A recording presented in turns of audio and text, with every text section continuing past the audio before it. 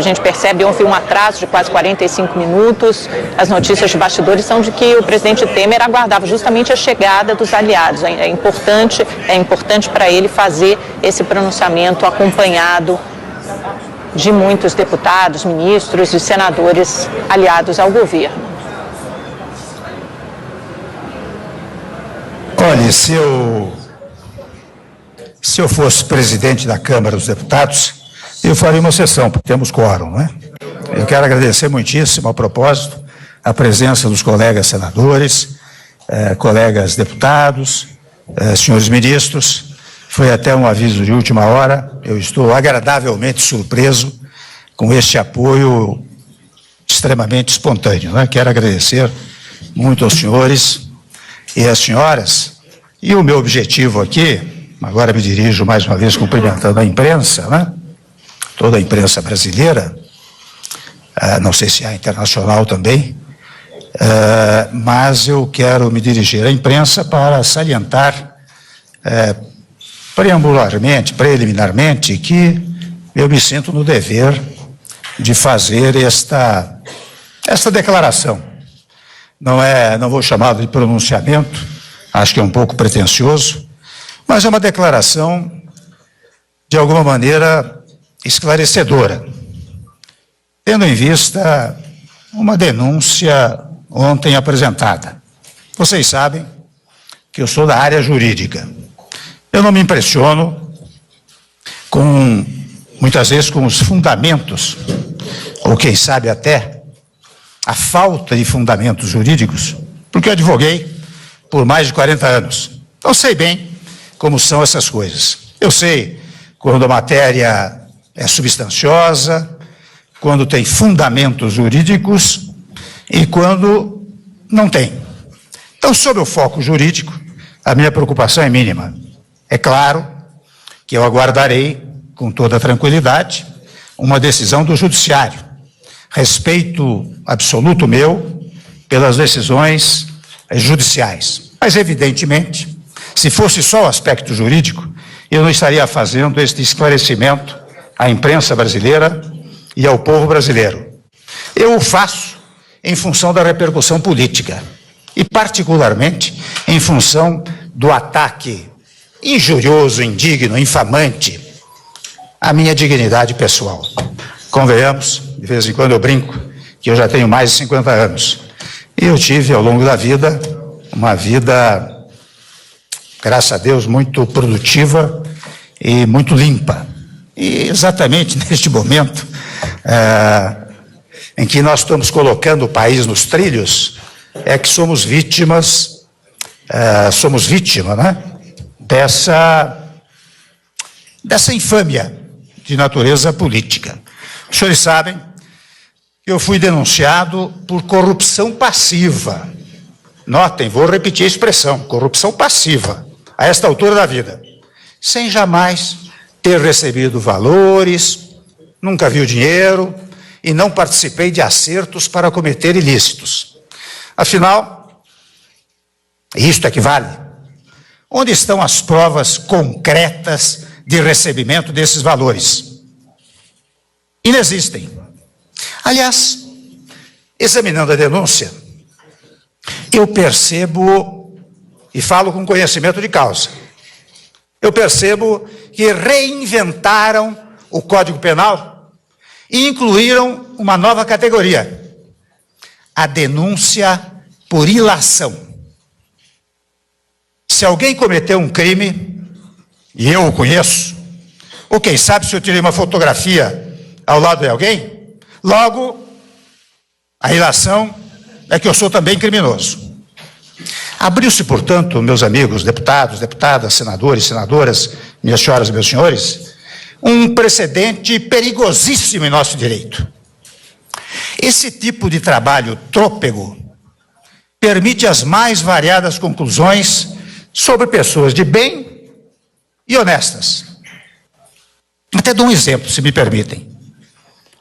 Como nós estamos falando de ilações, a ilação inaugurada por esta denúncia, né? Ela não existe no Código Penal, permitiria construir a seguinte hipótese: um assessor muito próximo ao Procurador-Geral da República, e dou o seu nome, e dou o nome por uma única razão, porque o meu nome foi usado deslavadamente, inúmeras vezes, na denúncia.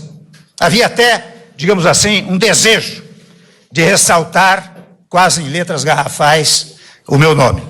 Por isso eu dou o nome deste Procurador da República, de nome Marcelo Miller, homem da mais estrita confiança do senhor Procurador-Geral. Pois bem, eu que sou da área jurídica, meus amigos, eu digo a vocês que o sonho de todo acadêmico de direito, de todo advogado, era prestar concurso para ser Procurador da República. Pois bem, esse senhor, que eu acabei de mencionar, e lamento ter de fazê-lo, deixa um emprego que, como disse, é um sonho de milhares de jovens acadêmicos, advogados, abandona o Ministério Público para trabalhar em empresa que faz delação premiada ao Procurador-Geral. E vocês sabem que quem deixa a Procuradoria tem uma quarentena, se não me engano, de 2 ou 3 meses. Não houve quarentena nenhuma. O cidadão saiu e já foi trabalhar, depois de procurar a empresa para oferecer serviços, foi trabalhar para esta empresa e ganhou, na verdade, milhões em poucos meses, o que talvez levaria décadas para poupar. Garantiu ao seu novo patrão, o novo patrão não é mais o Procurador-Geral, é a empresa que o contratou, um acordo benevolente, uma delação que tira o seu patrão das garras da justiça, que gera, meus senhores e minhas senhoras, uma impunidade nunca antes vista. Basta verificar o que aconteceu ao longo desses 2, 3 últimos anos para saber que ninguém saiu com tanta impunidade. E tudo, meus amigos, ratificado, tudo assegurado pelo Procurador-Geral. Pelas novas leis penais, que eu estou dizendo da chamada ilação, ora criada nesta denúncia, que não existe no Código Penal, poderíamos concluir, nessa hipótese que eu estou mencionando, que talvez os milhões de honorários recebidos não fossem unicamente para o assessor de confiança, que, na verdade, deixou a Procuradoria para trabalhar nessa matéria. Mas eu tenho responsabilidade. Eu não farei ilações. Não farei ilações. Eu tenho a mais absoluta convicção de que não posso denunciar sem provas. Não posso fazer, portanto, ilações, não posso ser irresponsável. E no caso do senhor grampeador, o desespero de se safar da cadeia moveu a ele e seus capangas para, na sequência, haver homologação de uma delação e distribuir o prêmio da impunidade. Criaram uma trama de novela. Eu digo, meus amigos, minhas amigas, sem medo de errar, que a denúncia é uma ficção. E eu devo explicações, como disse, ao povo brasileiro, a cada cidadão brasileiro, especialmente a minha família e amigos. Porque, olha, eu vou fazer um parênteses aqui. Não há nada mais desagradável, os senhores sem familiares, do que a sua família estar a todo momento ligando a televisão ou os jornais e dizendo que o seu irmão, o seu tio, o seu pai é corrupto. Não há nada mais agradável que isso. Esse é o ponto que mais me toca, né? Então, talvez, neste tópico da dilação, pelas novas leis da dilação, da ilação, que disse, ora, criada pela denúncia, poderíamos talvez concluir que os milhões não fossem unicamente para o assessor de confiança que deixou o cargo de Procurador da República. E eu volto a dizer que eu não quero fazer ilações, não denuncio sem provas. O que eu tenho consciência que não posso criar falsos fatos para atingir objetivos subalternos. Por tradição e formação, eu acredito na justiça. Não serei irresponsável. O desespero de se safar da cadeia, né, que moveu o cidadão Joesley e seus capangas, né? Foi isto que fez com que se houvesse a homologação de uma delação e a distribuição de um prêmio de impunidade. Eu volto a dizer que a denúncia é uma ficção, volto a sustentar que eu devo essas explicações, por isso estou insistindo nelas, talvez esteja sendo um pouco longo, e tentaram imputar a mim, como sabem, um ato criminoso. E não conseguirão, porque ele não existe jurídica e politicamente. Mas exatamente quem deveria estar na cadeia está solto para voar a Nova York ou Pequim, ainda voltar para cá e criar uma nova história, já que a coluna inicial, referente à gravação, começou a ser questionada. Então disseram, vamos trazê-lo de novo por uma nova história que ele venha contar. E ele foi trazido, até de chapeuzinho, interessante. Ele veio de boné, né, para se disfarçar. Nós não precisamos andar de boné, não temos o que disfarçar. E eles conseguiram isso, né, o delator, porque foram preparados, treinados, prova armada, conversas induzidas. Eu sei, para enfrentar o tema, que criticam-me por ter recebido tarde da noite em minha casa o empresário Joesley. Percebi sim. Naquela oportunidade, o maior produtor de proteína animal do país, se não do mundo. Do mundo. Interessante que eu descobri o verdadeiro Joesley, o bandido, confesso, junto com todos os brasileiros, quando ele revelou os crimes que cometeu ao Ministério Público, sem nenhuma punição. Quero lembrar que o fruto dessa conversa é uma prova ilícita, inválida para a justiça.